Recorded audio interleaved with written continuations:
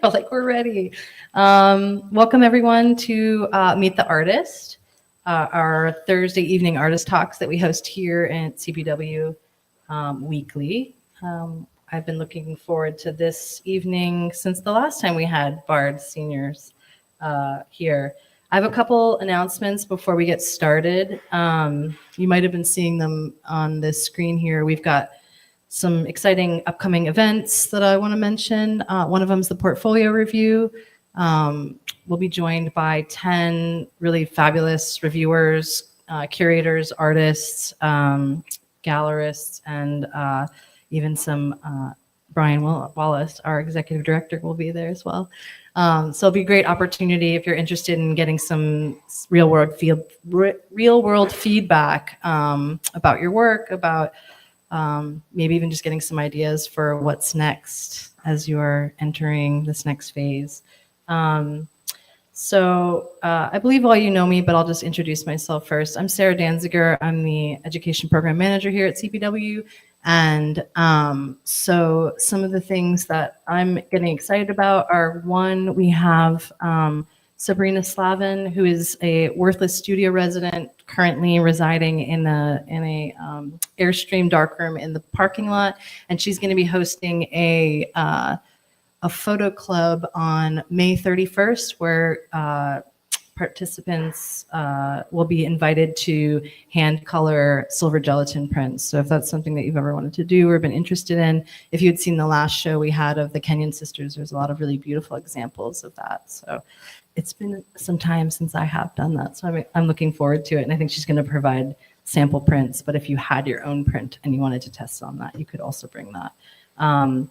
We also have our summer workshop series, which starts in mid-June is when it kicks off. And if you haven't taken a look already at those, we've got some really fabulous teachers, and it runs all through the summer through September. We have opportunities to make books, cyanotypes, tintypes, get some really incredible feedback from New York Times photo directors, make photographic objects with Raymond Meeks, learn how to large format print, which you probably have done up to your ears now if you've been going to Bard. But either way, we've got a lot of stuff there, and there are some scholarships available. So if you're interested, but maybe there's some costs prohibitive, feel free to email me and I will send you the form to fill out. And lastly, I'll mention our digital photography challenges for teens specifically. So if you have any brothers or sisters or siblings or friends who might be interested in kind of deep diving in digital photography, Seth David Rubin is your man. He's fabulous and the kids love it. Okay, so I'll get started. Thank you for coming tonight. This is our second annual hosting of the Bard Seniors. Today we welcome 6 students from Bard's photography program, class of 2025, to talk about their in progress capstone senior projects, and their Professor Sarah J. Winston is here to introduce them, and then we'll get started. Thank you all for coming, and have some coffee if you need. And please come to our opening on May 24th. We'll be opening 4 exhibitions. One, you're kind of getting a sneak peek right now, the Larry Fink, curated by Lucy Sant. We have an exhibition, The Rose, which is an expanded version of Justine's curated exhibition with our in-house curator, Marina Chow. That is going to be mind-blowing. Just peeked at it earlier today. We're also going to have a installation of 10 by 10s protest and Flashpoint protest and print from the 1950s to now, which is pretty cool. And I believe we have an open call for protest scenes. So if that's something you're already doing or exploring or want to start exploring, we're going to have an outlet for you to exhibit those. So I hope you'll consider that if that's of interest to you. So anyway, without further ado, Sarah J. Winston, thank you all.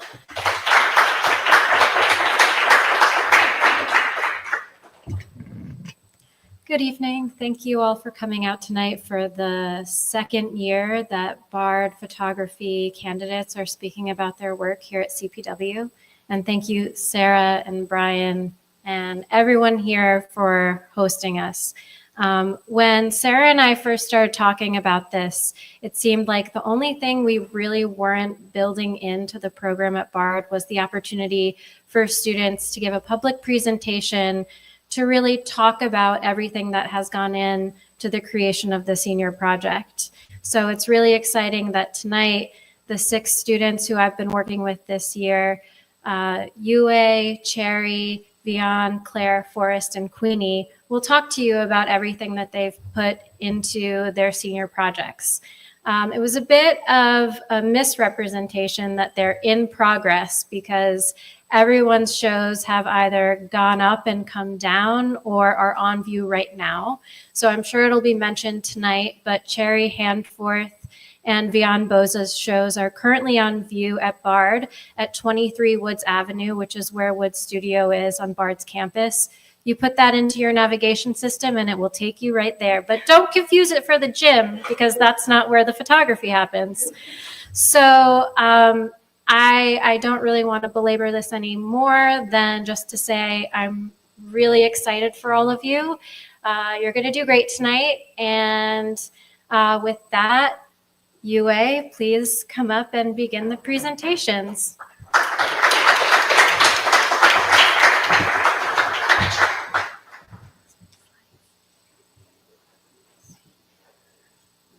Yes. All right. Is it showing the right way? Yes. Hi, guys. Welcome. And today I'm going to give you a crash course about my show to reach the other end. And now you're seeing the postcard from my show. And does everyone know what is it in the picture? It's a water chestnut. These are like things that are like always floating in the river. And I feel like for my project, which is a portrait project, they become the symbolic stand-in for the people that I'm photographing. I've always known that I wanted to do a portrait senior project because it's not something that I'm good at. I'm curious about people. I want to photograph them in a beautiful way that I'm happy and they're happy about it, but it's just not a natural thing to me. And I just want to challenge it and push forward like how I can like make good portraits in my senior year. So I'm sorry, but I'm asking you to read for a little bit here. And I started to photograph at the train station by Rhinecliff because it's just pleasant for me to work there. It's not a space for happenings. Like a lot of people are just there for nothing. You thought that there would be a lot of people going there waiting for a train but no, it's just a lot of people are there for the sunsets or just chilling there. And I just like this idea of seeing people at the state of nothingness. So I feel like they kind of like reveal their like, not to say true self, but people are more real to themselves. And later in this project, I add in another venue that I repeatedly visit, which is the other end in Kingston, which is a beach. And so there is just this natural contrast with like the people that I photograph at the two ends, and you'll see. So the first picture that I'm showing is a man who lives in the city, and he would often come down to like the Rhinecliff station to fishing. Like at first I was a little intimidated approaching people, like asking if I can photograph you. He's not a talker, and you know, when people are fishing, you don't want to interrupt them. So when I walk up and ask if I can make a photograph of him, he's like, well, yeah, sure. And then I just don't know what to do. I make a few photographs. I'm not happy about it, but I simply know that I want to like photograph him because he seems to be a character. And after a while, he had that fish. He put it on the deck and be like, too small. I'm like, are you expecting something bigger? He's like, yes, for the photograph. And that's the exact moment that I realized it's not me making a photograph of someone, but me and my subject were making a photograph together. It's not me taking a photograph, but me and the subject working together. And after I had this idea in mind, a lot of things just become easier. These two women are friends. They're just there to talk and look at the body of water. They've been friends for quite a while. And when I asked for consent, if I may photograph them, they aren't in this exact pose. And 30 minutes later, one of them like lie down and I make this photograph. For every subjects that I photograph, I ask for consent. And I do believe that to do it ethically is the way that I want for my project. And it's just being allowed to look at people in a way that they feel comfortable and in a way that they're natural, that they're not like posing for the picture is something that I'm looking for with within my project. And I feel like this is one of the pictures that encapsulates that kind of energy. This is a couple on a really cold day having their lunch. It was really cold.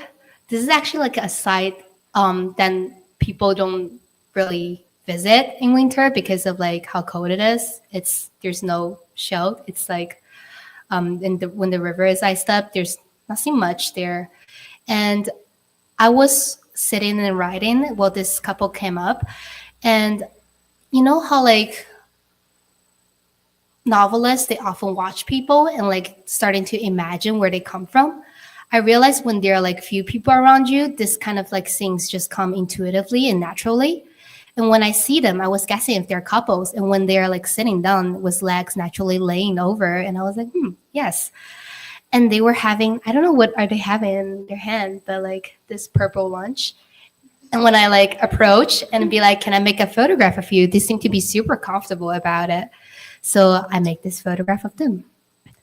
And I showed these pictures to my professor, and one of the professor, Tim Davis, saying that, hey, you have a lot of picture in the same vein. Like they become like kind of like a repetitive mechanism. So why not let's add in like something more. Like among many of the advices that he mentioned to me, I pick up one of it, which is to photograph in Kingston. That is actually the other end. And so I started to make different kind of picture in Kingston Beach. So at Vinecliff, mostly people are retired or just bird watchers, like at this place, or like people who are like bringing their kids to somewhere safe to hang out. But Kingston Beach is different. It's not a real beach like a Martin Parr beach, but it's like there are people that hang out there, and mostly high schoolers. Like I know there are like high schools around here, but I never like encounter high schoolers. When I like approach the high schoolers, I'm a little intimidated. You know when like you're in college and it feels like you're so much different now. I don't know what like high schoolers do. And when I ask, can I take pictures of you? They're like so happy about it. I'm like, so what should we do for the camera? I'm like, I don't know. I'm like not the best at giving like directions. So they just start out of nowhere like dancing. And I'm like, oh, this is cute. So I make this picture. There are also shots that I make not of people, but like of their traits that I feel like it speaks something about them. But these are not things that I choose to include in the project in the end. This is the person that is in the previous photograph because I want something that is leveling. I feel like there's something about this leveling perspective that I'm photographing everyone frontally that speaks the essence of my project. And they're also photographers because these are beautiful sites. This is a photographer whose wife has suffered from cancer, and he is planning on to make a project about people struggling, but still like keeping their life in a like just in dignity, like photographing people. And so the process is not revealing in the picture. All you're seeing are the results. But the fact that me and every subjects that I talk to and photograph, for me, they bear so much meaning behind it because the way that I look at them is affected by my conversations with them. You know how sometimes you look at someone and you kind of make a wild assumption of what kind of people they are. But after you talk to them for a while, your whole impression of them might change, and that might change how you look at them. And I feel like this is the thing that I like think about the most when I make this make these photographs. And very commonly, there are people who are like a little stern, like they don't talk much, like this man. It was like a really cold day and the river is beautiful. So I simply know that, hey, I want to make a picture on this day of someone, but I'm just waiting for this someone. This is the person. He doesn't speak much. Like when I say he doesn't speak much, like he gives me like 2 sentences throughout this thing. And when I ask if I can take a picture of him, he's like, and like sitting on this like ledge thing. He's like, oh, no, I got to like sit here because it's wet. It's damp. I got it. And he's like, wait a second. So he ran back to his truck. He grabbed like a cushion like kind of thing and put it like below. And like he's trying to like tuck it in so like it doesn't show in the photograph. So, well, there's just a lot of efforts. And this is someone who is trying to like climb up this thing for my photograph. Like a lot of these are not included, but it's just, I don't know, they're like beautiful moments to me, and they're beautiful moments for my subjects. And to be honest, there are times that I enjoy talking to this person, but they don't turn out to be the best photograph, because some people, they're just more natural to photographs. This man, for example, like, you know how like when people talk about Kay Moss, they often talk about like, oh, she liked to be photographed. That's why she looks so good. And this man is one of the example. Like clearly he is so posed. I don't know if he's here today. He's invited. He might, but oh, I don't think he's here. Okay. But somehow it just worked, and they are shown in my show. But behind this project, there are many more connections and many more photographs that strike different meanings to me and my subjects, because it's not about you and it's not about me. It's about we meeting each other at this moment. And I'm showing you what is how I see you in the moment that we're connecting, and the moment that you're reacting to me because of our talk, like because of our encounter. And I don't know, it's just a really pleasurable project for me. And I must say I'm super grateful for everyone who worked with me into like making this together. And also to my brush advisor, Steven, into like a lot of trust and exploring it with me. Because to be honest, to say that I'm gonna photograph people without looking for a specific trait, specific type, specific category is like bold. But in a way, if I'm looking for this character, it would be somehow a reduction. I feel it's like I want to photograph, like, let's say all professors. I want to photograph, let's say, it's just not the way that I want to work. And I think I'm really just happy about this project, because it allows me by the end of my senior year to know a little bit about this town, about the people here. And yeah, that's it.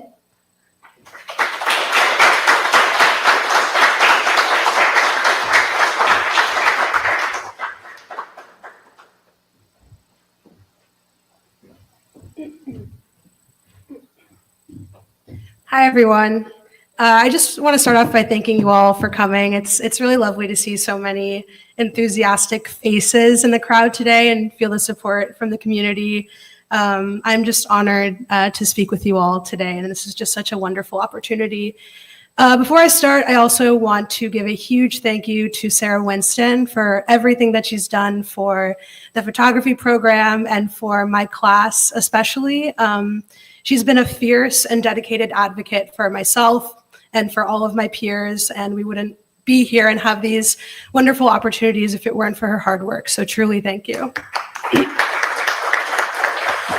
And I also want to thank everyone at CPW that helped make this talk possible, especially Sara Danziger.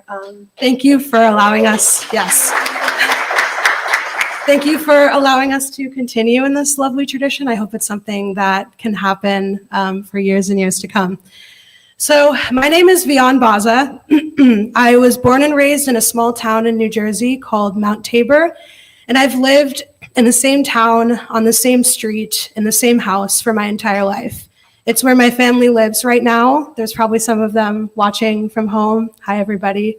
I come from a big Catholic, Italian, and Ecuadorian family.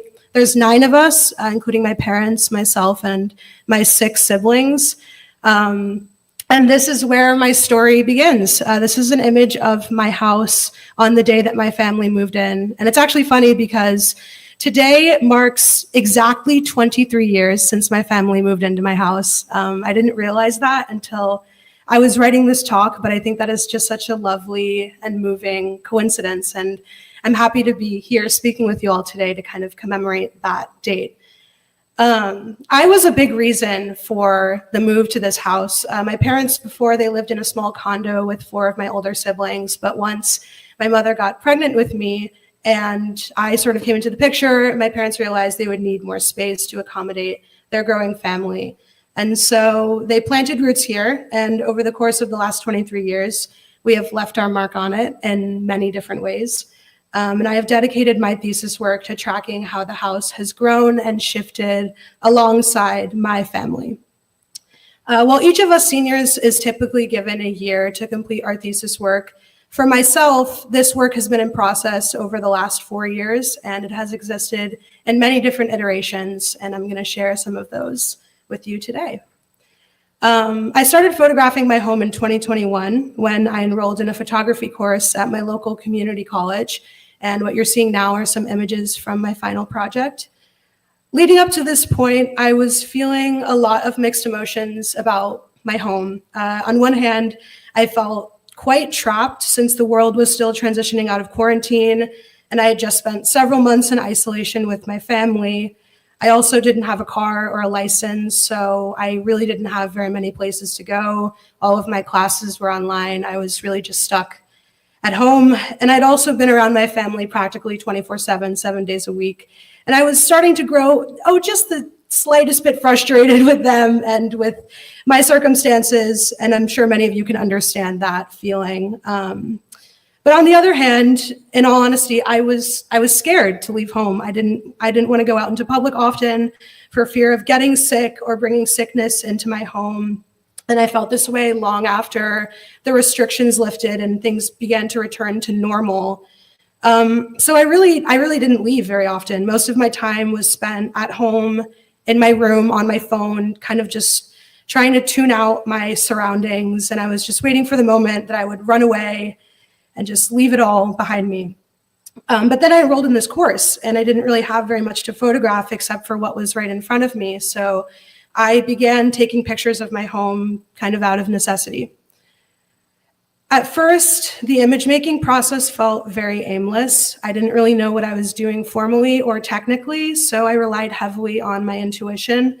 I wasn't really questioning what led me to each site, and I was sort of just allowing myself to photograph the things that caught my interest. I didn't understand it then, but looking back, I realized that this project was a way for me to externally process my surroundings.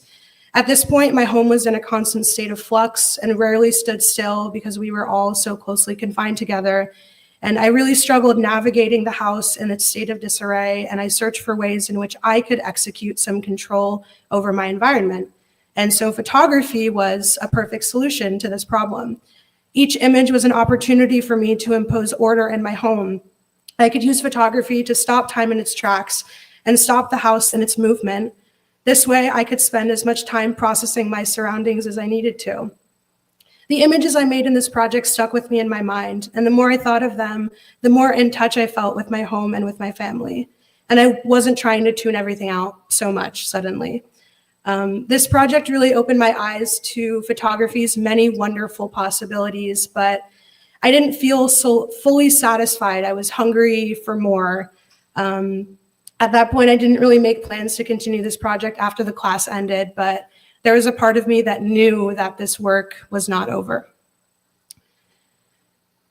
So fast forward a couple of years to my sophomore year at Bard. I am taking a color photography class, and when I go home for spring break, I bring with me a Mamiya 7, 5 rolls of 120 film, and I make this image.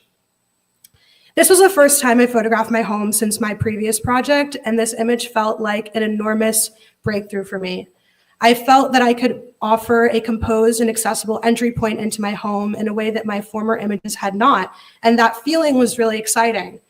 After my color class ended, I went on with my studies, branching out, trying new things, honing my technical and formal skills, but all the while, I could not shake this image from my head. I kept returning to it and thinking about what it meant to me and why it was so prominent. In a lot of ways, this image acted as a starting off point for my senior project, and I could not resist the urge to go back and photograph this scene again. So when I went home for the summer leading up to my senior year and started working on my thesis, I made this image.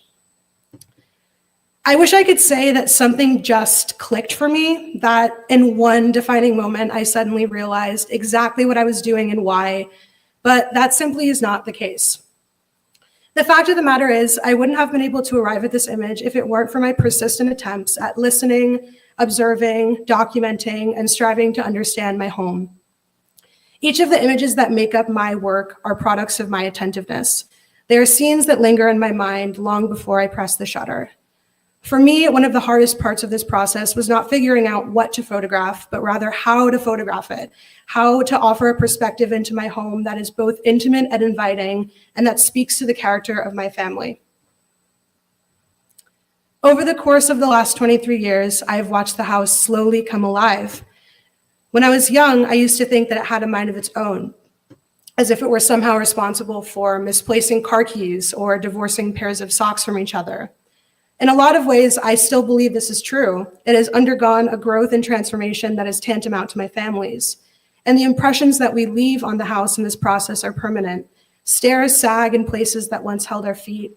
Walls and doors bear carvings of our names. Bright, glittery paint covers cracked ceramic tiles. The house becomes an extension of us, living, breathing, and moving with us. With this project, I am most invested in tracking the signs of our presence in the home. I want to show how we unabashedly and lovingly consume our space, and I want to understand what this space indicates about us. Throughout this process, I've come to notice that an energetic exchange takes place between my family and my home. Our dreams, our aspirations, and our memories diffuse slowly into the walls and floors, and they cannot be displaced. I see beauty in the house's constant transformation. I do not see the wear and tear as signs of decay, but rather as triumphant indicators of our persistence. There's a part of me that knows that this work will continue to grow as I spend more time with it, and that it is truly never over so long as we continue to transform. The completion of my thesis is not the end of this work. It is really only the beginning. And I'm proud to show that throughout the years of juggling, improvising, and making ends meet, we have managed to remain standing tall in the very same place. Thank you.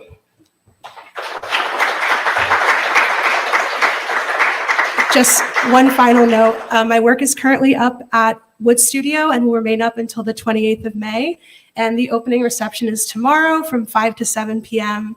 I hope to see some of you there. Thank you.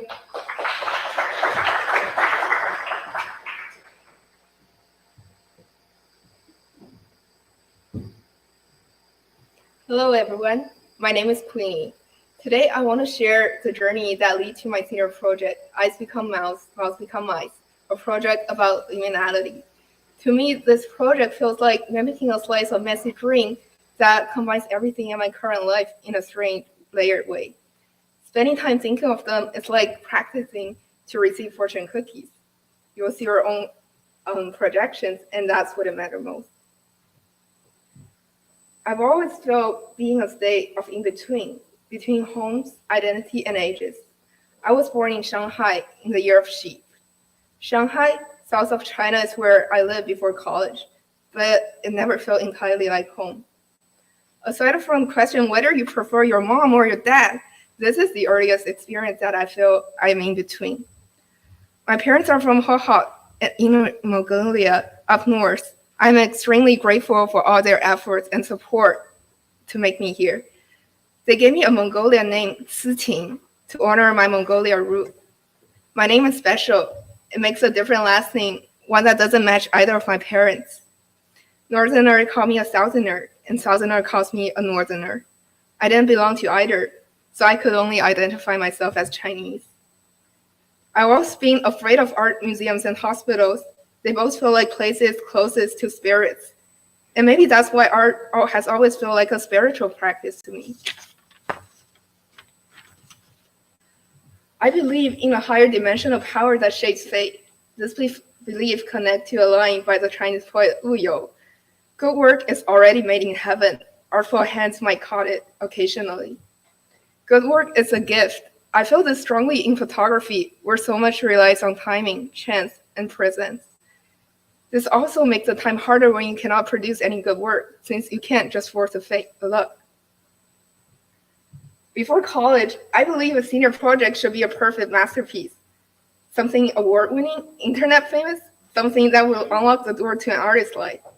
But once I got here, I realized that wasn't the case. At the start of my senior year, I was stuck. I didn't have a single photo I liked for months. The photos are not photographic to me. I started to doubt myself. Was I majoring in practical art just to get a diploma in a fun way? Was even thinking about whether I should major in math if I would time travel 4 years ago. When I am uncertain, I look for fortune telling. I give my birth information to DeepSeek to ask if photography was truly my match and whether Bard College was a good choice. I feel better when DeepSeek said yes for both questions. Every time at the end of a period, I will recap to see how far I've been. Growing up, it became harder and harder to know what I wanted, especially when I am so close to post-college and job finding. The first job that I ever wanted to be was a full-time mother. A few years later, I wanted to be a writer, then a molecular gastronomy chef, then a special effect makeup artist watching Face Off, the American TV show. When it was time to choose a major and apply for college, makeup was not the major. So I knew I wanted to study art, but I had no skills. And these are some of the earliest artwork I made, drawing my character Riceball Elf, using my fingers on my phone. They were inspired by Japanese character like Rilakkuma, kind of has little animals, serial characters and more, since I was crazy about buying. I thought my Riceball Elf work were too cute to be real art. I always have so many roles for myself.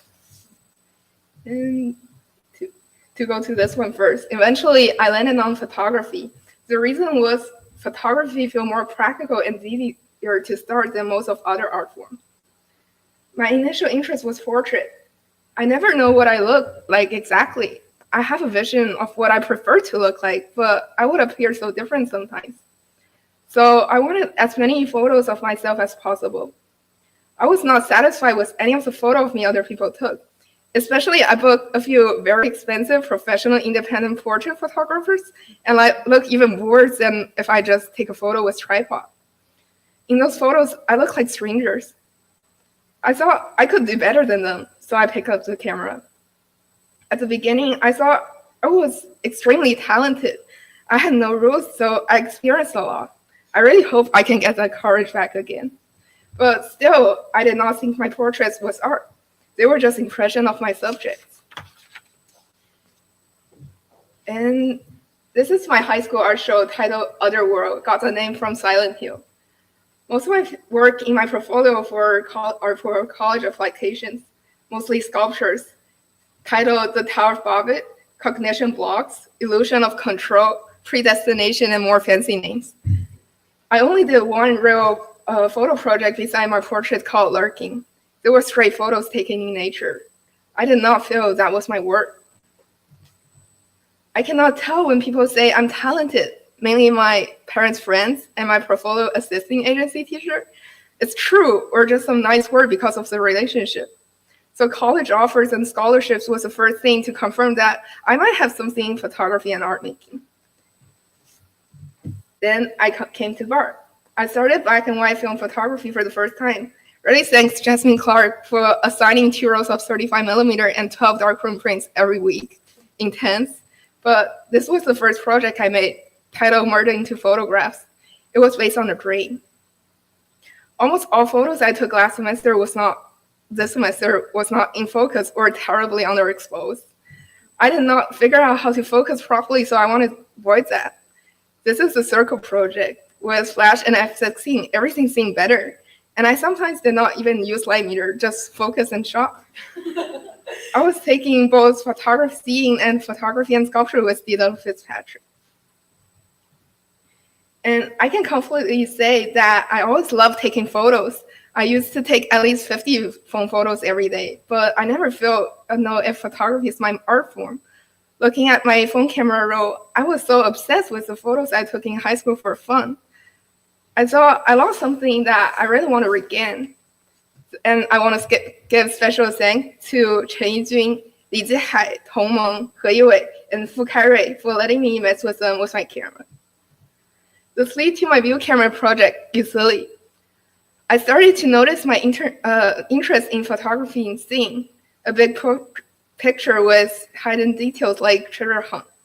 I was experimenting with subtle staging, and thank you, Steven Shore, for this semester.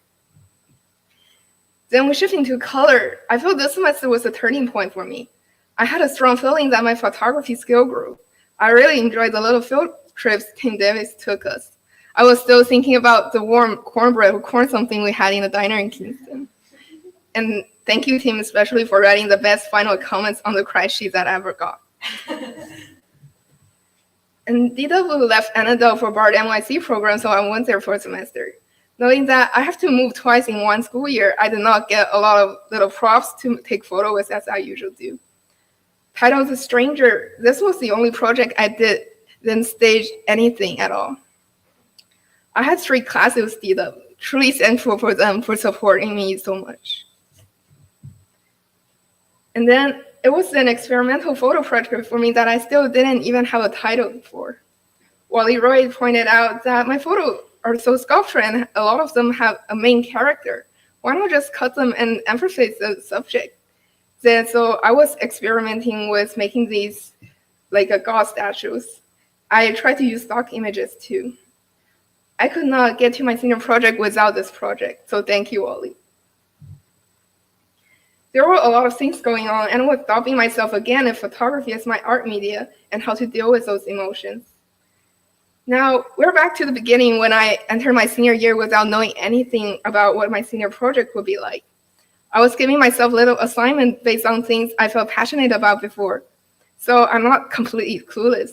But they're so different. There are 100 different doors I could open without knowing what is behind, which is truly overwhelming.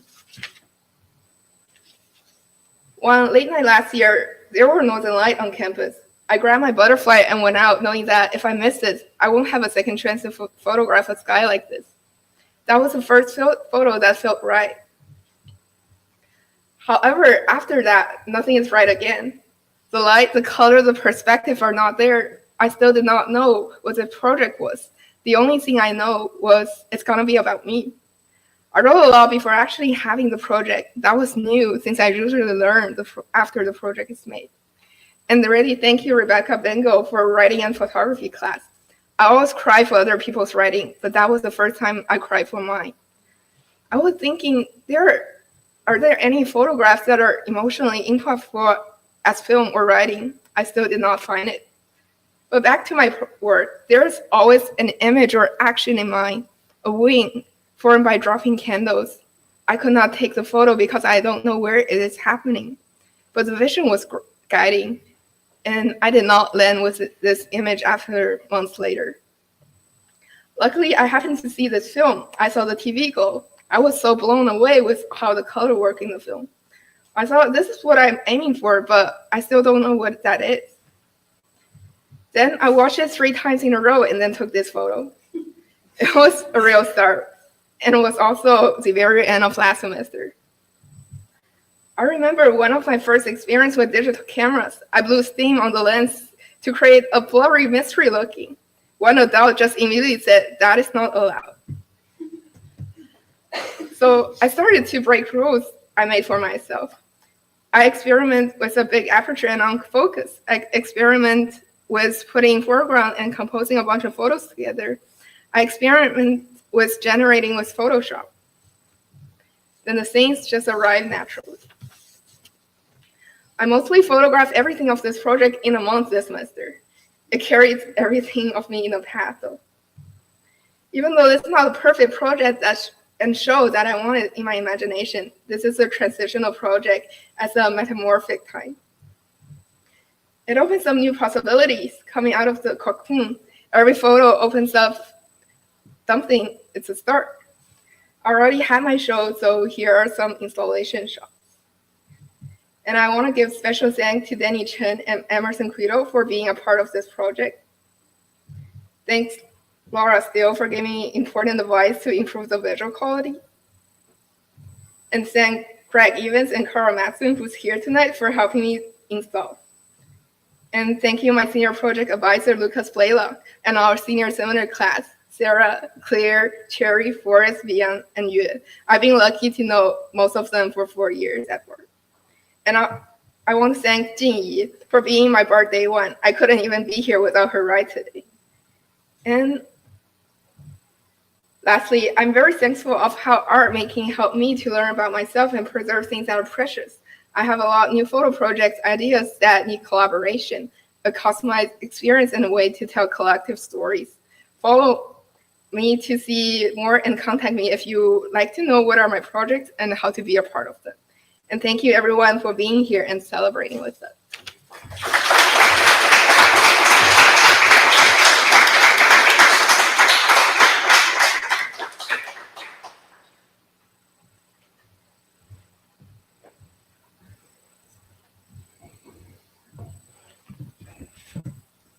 Okay, hi everyone. I am Forrest Simon. To continue with some of Queenie's final notes, there are a lot of people who should be thanked, some of which Sara Winston, Sara Danziger, also my dog Henry. His company was only had for a couple of these photos, but I think his presence and his sensibilities are felt in all of them. The project I'm sharing focuses on landscapes in flux, places that don't fall neatly into our typical categories of wild or ruined, natural or artificial. These are spaces that are shaped by human hands and often reshaped again and again. Construction sites grown over, forest converted into farmland before finding its way back to being wooded, roadside ditches gone thick with bittersweet and knotweed. I began this project because I was interested in what we overlook, land that is too easily passed by or dismissed as nothing. I kept finding myself drawn to these edge zones where different land uses bleed together. They're messy, contradictory, and deeply alive. Robert Adams wrote in Why People Photograph that, quote, "The goal of art is to convey a vision of coherence and peace. But the effort to develop that vision starts in the more common experiences of confusion and pain." That is the emotional terrain I find myself trying to work in. There's a kind of quiet unease in these places. The berm around a quarry, a struggling meadow beneath an overpass, an ill-conceived lawn. They are all markers of instability, and they reflect our changing relationship with land. They're also places where something stubborn is still growing. And sometimes that persistence, whether it's a patch of Queen Anne's lace or a slowly encroaching tree line, can feel strangely hopeful. These indicators of robust life push back against erasure. They complicate what we mean when we talk about ruin or recovery.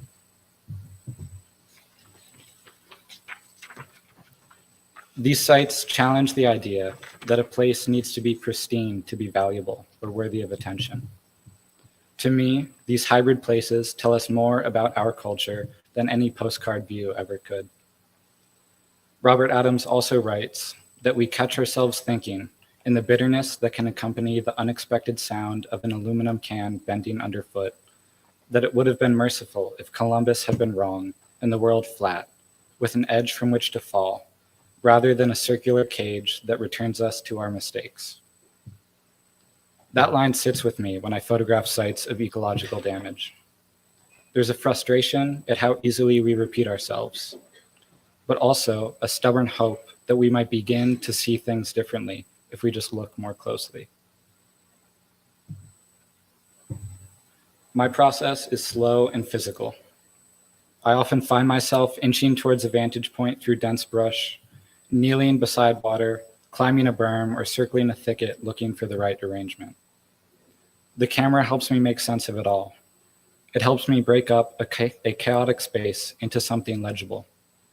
But that urge to order things, to impose clarity, creates a tension. It's never clean. Wind shifts, a truck drives by, a cloud rolls in overhead. The illusion too easily falls apart. There's a quote from Frank Golke I return to often. Whatever else a photograph may be about, it is always about time. This is something I try to play with in my work. These are not just visual records, they're moments of encounter, temporary and contingent.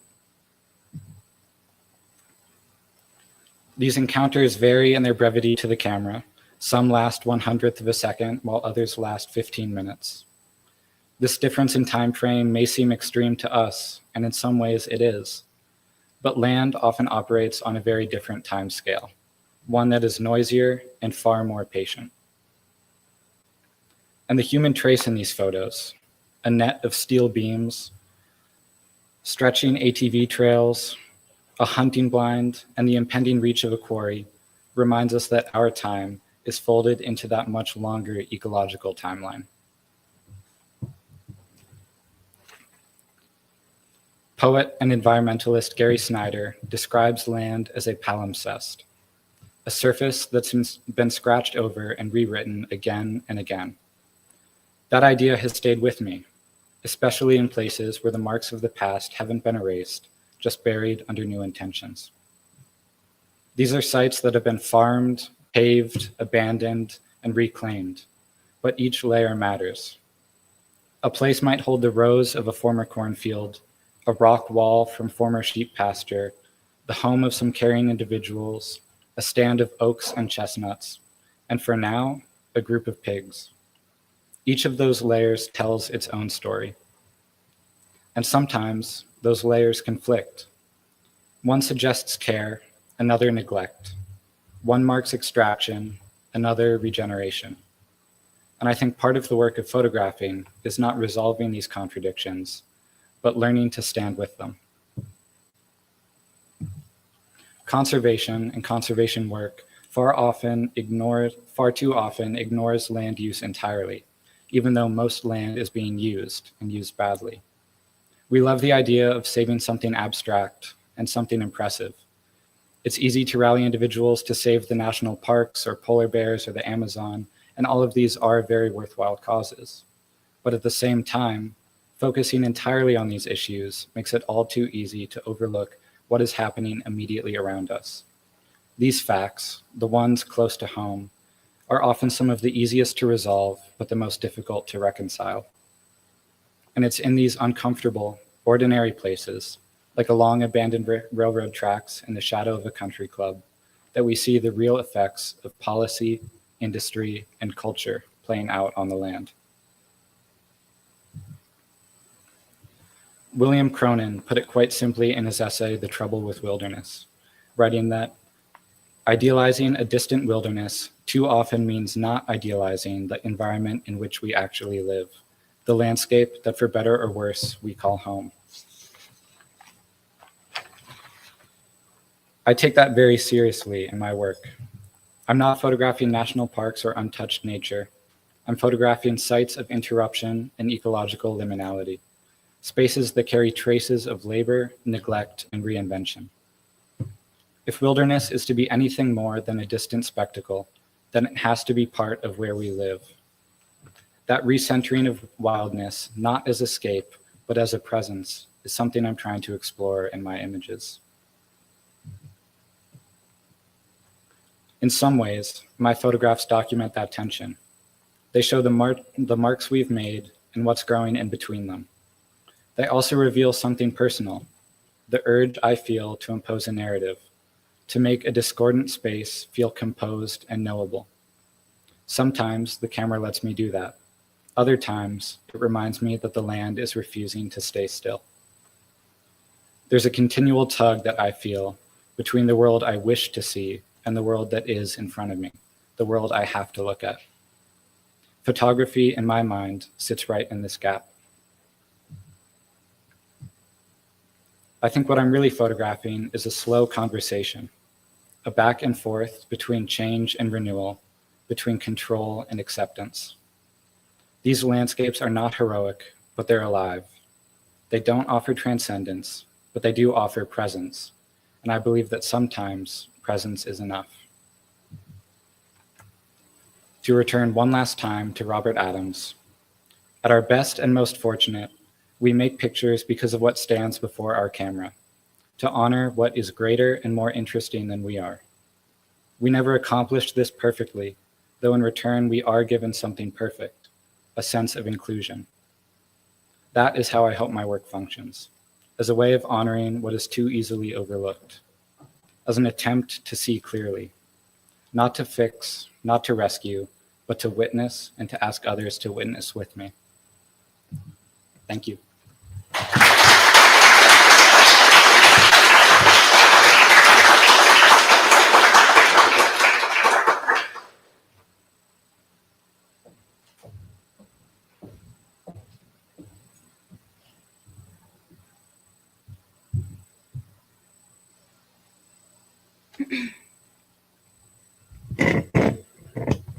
Hi, everyone.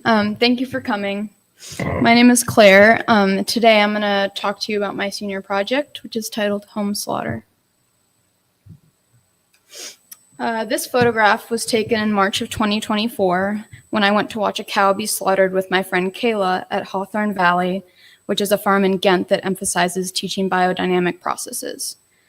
Kayla was working there in order to write an ethnography as her senior project on the processes of animal slaughter in order to think about the emotional relationship between a farmer and their animals. I went with her as emotional support because she wasn't sure what to expect, not that I was either. I took my camera along, as one does when attending a cow slaughter, to see what I could get for my class at the time.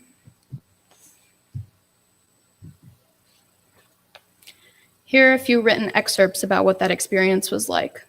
What I would like to emphasize is how emotional the attendees were, despite having raised these animals with the knowledge that they would eventually be slaughtered for meat. We arrived at 5:45 a.m. The early morning wind cut into the gap between my jacket and jeans as Kayla and I walked into Hawthorne's barnyard. There, 5 livestock apprentices stood shoulder to shoulder with their arms crossed, facing a field where 2 cows sat nestled in the remnants of a round bale of hay. No one spoke. Everything was still except for the wind and the cows, Lina and Tiger, whose wet noses shuffled hay into piles as they searched for sweet pieces to chew. With every bite, they lifted their heavy heads to stare at us with velvet black eyes. Kayla introduced me to one of her bosses, Betsy, whose cheeks were shiny with tears. Betsy told us that it was okay to cry, that tears were actually welcome during the home slaughtering process. Before I continue, I just want to warn everyone that the following images in the slideshow do portray slaughtered cows and a lot of blood.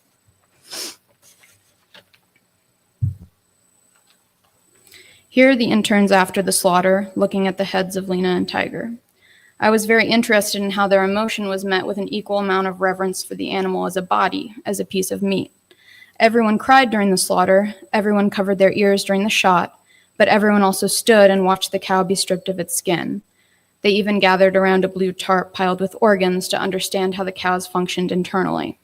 They prepared cow intestines as soil fertilizer by tying the end of one of Lina's intestines into a knot that created a siphon that they stuffed with dried chamomile and tied shut with a string. Keep in mind that everything I've told you so far took place during the end of my junior year, before I had fully thought through the task of making one project for an entire year that would translate into my senior exhibition. The slaughters were not originally meant to become my senior project. I didn't really like the photographs that I just showed you, because they didn't feel like they communicated any sort of emotional tension. They didn't convey the transformation of the animal into the body or walk on the delicate line between fascination and horror. To make work like that felt daunting, so over the summer I tried to think of other sorts of projects. When I got back to school, nothing stuck, and I felt anxious that I might spend the year wandering down the same back roads, taking the same landscapes over and over. I couldn't get the idea of making better slaughter photos out of my head, so I called the company who did the slaughter at Hawthorne to ask if I could photograph more of their work. The owner, Greg Stratton, was extremely gracious. He invited me to come up to Vermont and shadow him on a full day of work. This happened after I called him 3 times in one day after leaving him messages on his phone for a straight week. At 3:30 a.m. the next morning, after he finally responded, I woke up in the dark and I drove 3 hours up to his headquarters, and then I rode in the front seat of his truck for around 10 more hours to watch a total of 8 cows be killed on 3 different farms. It was a lot. I had to step away at times, but the intensity of the experience helped me begin to understand how I might approach making work during the slaughters. This is a photo that I took on the view camera that day. When I developed it, I knew that I could continue.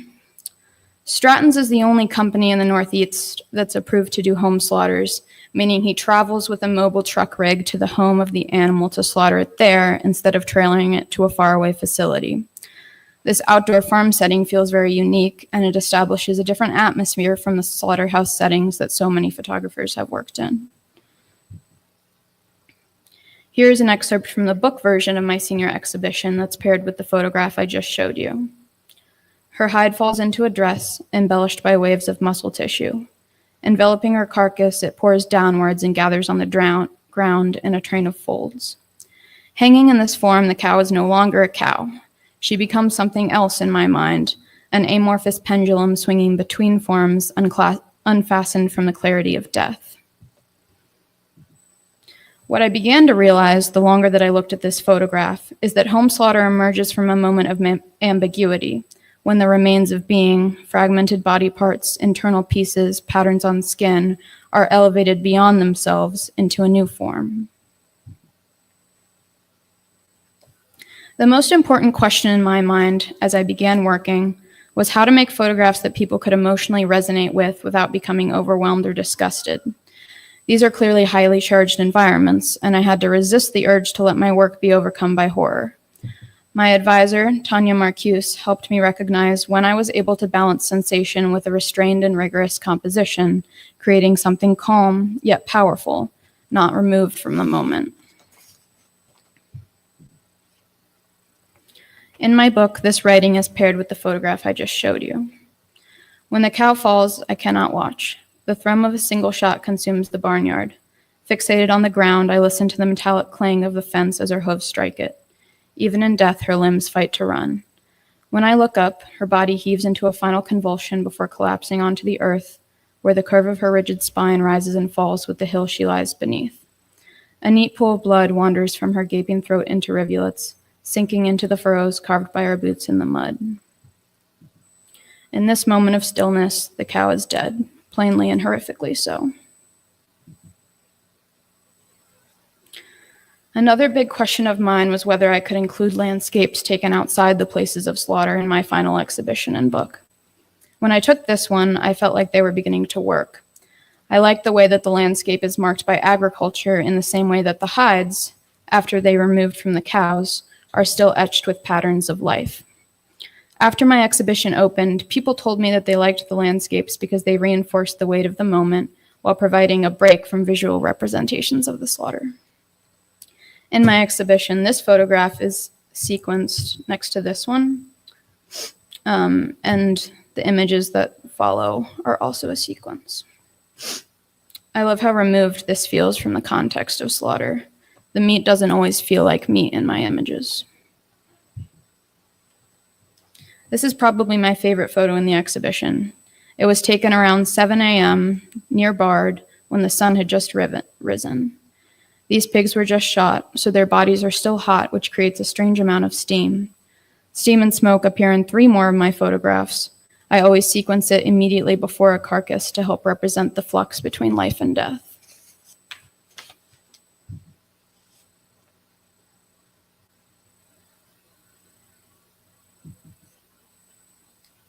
I had a ton of interesting interactions with people over the course of this project. The day that I took this, I was feeling kind of defeated. The barnyard was extremely cramped, so I couldn't pull back at all, and I hadn't taken any good photos until after Stratton had left, when the owner of the farm came out to talk to me. I usually like to linger after the slaughter because unexpected things like this happen.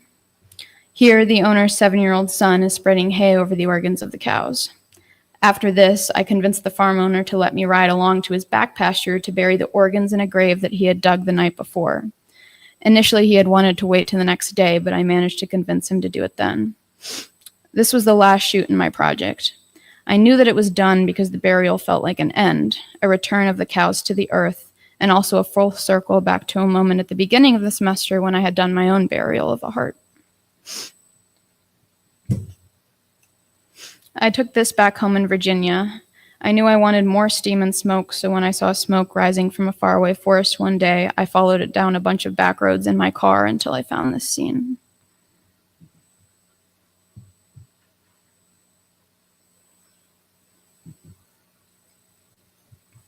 Something that I like to think about when I sequence is playing into cycles of nature. Some of my photographs feel like they're sinking into the earth and disintegrating, while others feel like they're lifting themselves off of the earth, kind of like how raw matter decomposes and then becomes new life. Photographs that lie in between these places are very important. For me, many of these carcasses feel like they're caught between life and death.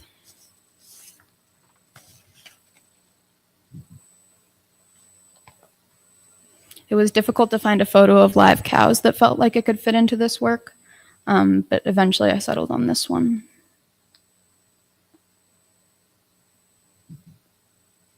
This is one of Stratton's employees.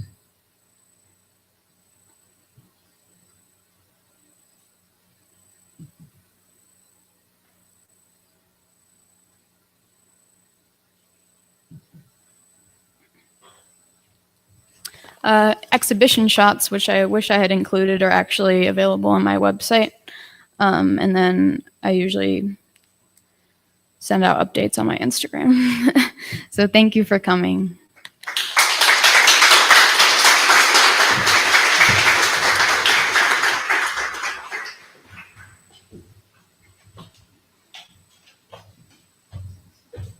Hi. I'm Cherry, and this is my project Tiger Tail. Thank you for coming, and thank you CPW for having us. Tiger Tail is a project that coincided with a serendipitous amount of endings. My family left their Miami home, and my parents packed up their studios. The protective circles drawn in the sand all blew away at the same time. When a protective circle is disrupted, you don't want to leave it immediately. I didn't. I wasn't ready to abandon the fantasy of what Miami was to me. So I seeped myself in every last drop and created pictures that felt illustrated, perhaps crafted like a painting rather than a photograph. The camera sees facts in ways that feel almost unfair. When my parents began to burn what was left in their studios, I took photographs, apologizing each time I wound on the film. I often felt frustrated in my image making. I wasn't able to create pictures that could hold exactly what I wanted. But I often feel this temporary dissatisfaction when I make collages. I have to remind myself that it's okay for photographs to need other photographs, the same way I need other people. One reason I couldn't put everything into a single frame is that there was a timeline I was accounting for that existed before my memories began. My parents moved to Miami in the 90s. I was born in 2003. And even the memories I have, when I try to recreate them, they tend to be abstracted and confused. Sometimes things simply don't look like they do when you're a child, but sometimes they can feel the same.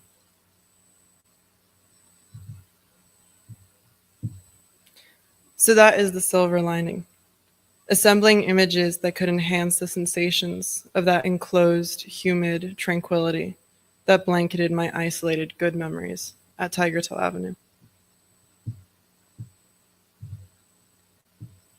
I took this photograph when my parents were already located somewhere new. You can see the mattresses on the floor behind my father's head where my sister and I stay when we visited.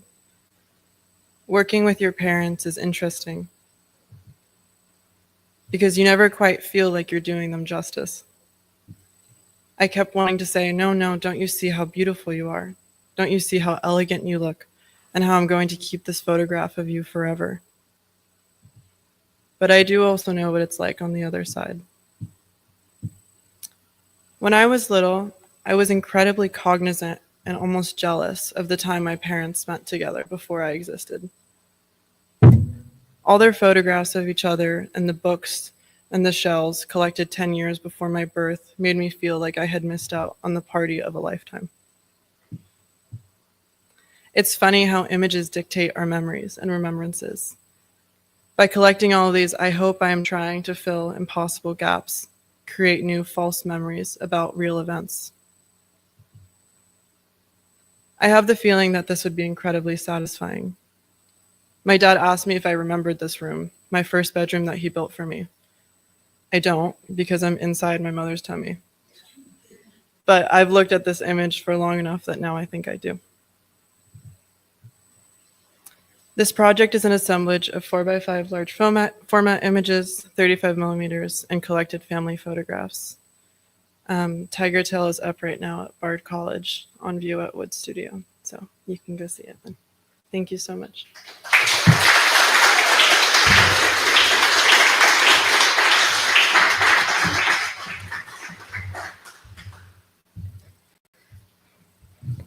So before we transition to a brief Q&A with all 6 artists who presented tonight, I just wanted to say congratulations again to all of you. Timing this presentation in a way where there would be an opportunity for you to see as many exhibitions as possible was challenging because the shows have to be on a rotation, but you can see install shots and works in progress on the Bard Photo Instagram. So while you can't see Yue, Forrest, Claire, or Queenie's shows, you can see evidence of them online. And Vianne Bozza and Cherry Handforth shows are up now. Opening tomorrow, and again, 23 Woods Avenue in Annandale on Hudson, not at the gym. So if you 6 would please pull your chairs up this way. And if anyone has questions, please fire away.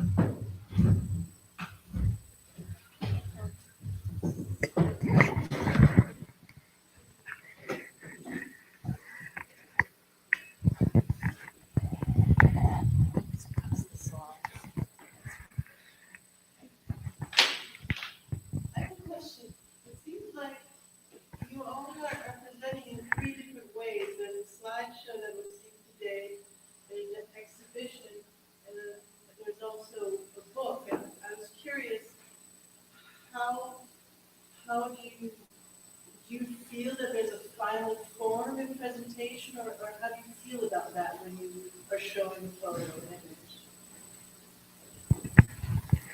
image? Okay. Yeah, for me, like every presentation kind of give me a new aspect of my work.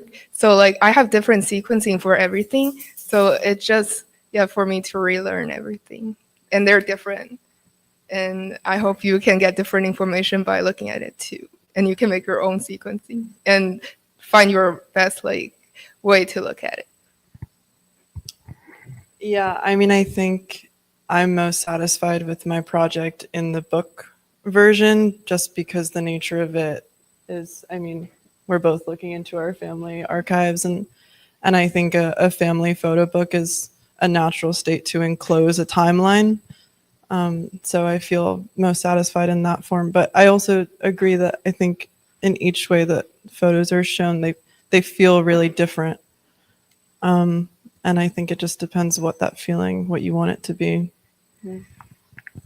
Yeah, I totally agree. I really want to make an effort to respect each form that I'm sort of presenting my work in. But it's funny because I actually feel most comfortable, or I feel maybe I'm getting to what I want to say in the most successful way with my exhibition and not with my book. So I really just think it's a matter of how we sort of process things externally. And with mine, I felt like I sort of mentioned that there was a moment in my life where I was trying to kind of run away from home, but I felt after I left, I was kind of carrying it with me everywhere. So in my exhibition, I sort of build a space that stands to represent what my familial spaces look like, and that was a really important part of kind of telling this story. And it was a pleasure to be able to execute that in the way that I did. Yeah. Sorry, you're good. Yeah, I don't think that there was so much one final ultimate form as there were just many different forms. I think when I made my book, I got really excited because I began to feel the sort of cyclical sense of things rising and sinking down. And for a long time, I had resisted the more narrative qualities of my project. But I think in the book form, that felt really elevated. That felt good to me. And then when I had to translate it into an exhibition where you can't predict how people will walk, how people will view a sequence, I was worried that I would sacrifice that. But I think when everything came together, that cyclical sense actually was elevated because you could move across the room and things were working together that hadn't worked together in the book. So that was exciting.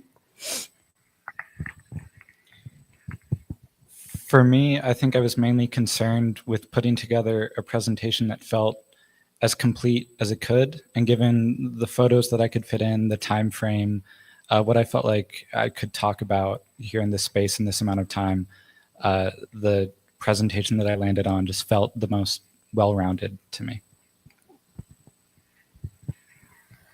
I think each new rendering shed new light on how you view this work. A slideshow is a linear progression. A book has a spread, and it's always, you don't expect what's on the next page. For my project, I enjoy it the most as an exhibition, because for a space, when you enter, you kind of decide how you want to route your looking. And for my project, where I want to give every subject an equal weight, I think the space with its free floating quality is the best. Yeah.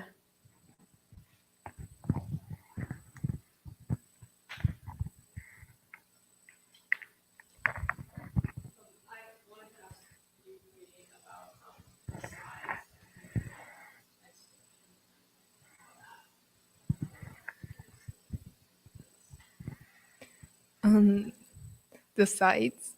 Did you? Okay. Oh, the sides. Okay. Do you specifically mean the installation or like the different sides of the photos?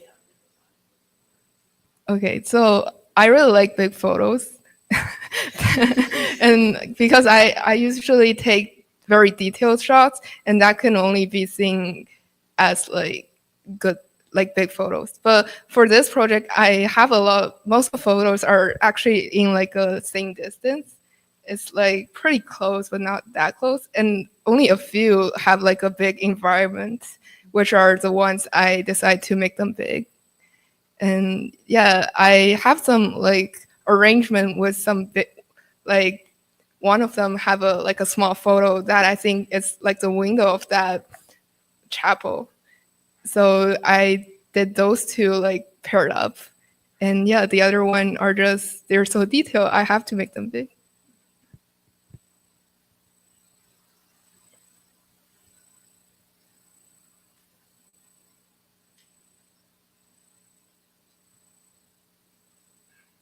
Do you have any questions for each other? Oh yeah, I asked Forrest if he can sell me one of his books, and he never get me back the price.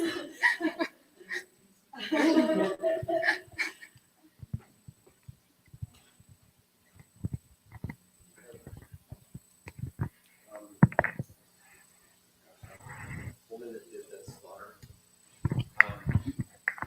You start off with a very powerful color picture of the heads, and then for the most part it goes to black and white. I'm sure that was a choice you came to very softly. Could you discuss a little bit about that decision? You know, why you chose to go to black and white, and what that might have taken away or added to the experience of such a dramatic experience? Yeah. Well, I took those color pictures sort of a year before I did the black and white work. I always work in black and white.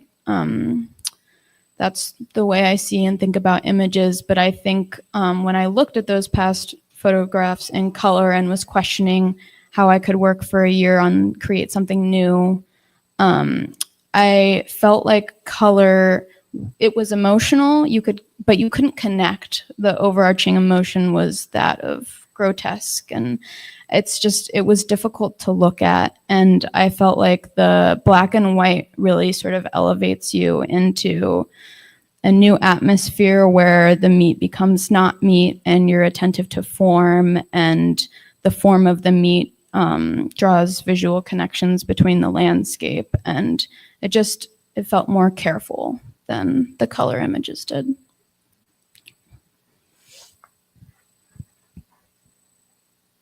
I had another one for Claire. I just wanted to know how you ended up settling on the photo of the live cows that you did as opposed to some of the other. Yeah, I tried for a long time to take photographs of live cows, but a lot of them felt like it was becoming a narrative of the cow's life and its transformation into death, which is true, but I didn't want that to be the only read. I wanted the more cyclical sense, and when I took that photograph of the cows, there was so much ambiguity. You're not really sure, like they're so focused in one direction on something, and you're not sure if they're looking at a slaughter or someone's bringing them food. The landscape was very evocative too, because it was this like recently clear-cut pasture, and the cows were like trapped by this like singular string. It was just very strange, and there's this black like gap in the trees in the back where a barn is, and you're not really sure what it is. So it was just like the right amount of ambiguity.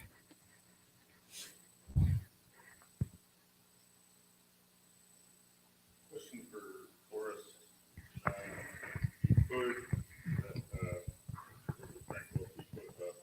Photographs always being about time. Talked about the slow pace of your process. Given your subject matter, do you see your process as an attempt to capture non-human timescales in the landscape in your work, or is the attempt always kind of Yeah, I like that question. Thank you. I think I'm not attempting to capture that non-human timescale, but I think it's always going to be present. And I think that was actually a fairly big help for my project, because a lot of the spaces, you see one final image, but they came about after many visits to that one spot, because it can be just very difficult to come about with a photo that you're very happy with. And so, I mean, in the moment, it's very much just about getting that photo, and I wasn't too concerned about any sort of time scale, except for, you know, the one the camera was concerned with, like how long it was taking me with each like press of the shutter.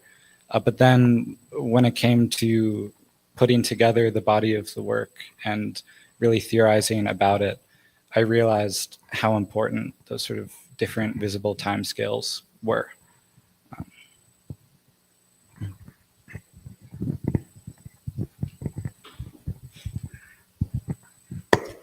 So I'm going to close it out here. And I just want to close out by saying to all of you, this talk tonight was not a requirement of anyone. It was based upon everyone's interest in doing so. And I just want to applaud your courage in doing this, because it's hard to talk to an audience, but it's also so important because many of your peers are here who will be giving senior projects, and you're pulling back the curtain so that they can also know what to expect. So I just want to say thank you, and thank you for a great year and helping me learn how to do this better. And congratulations. And thanks again for coming out tonight.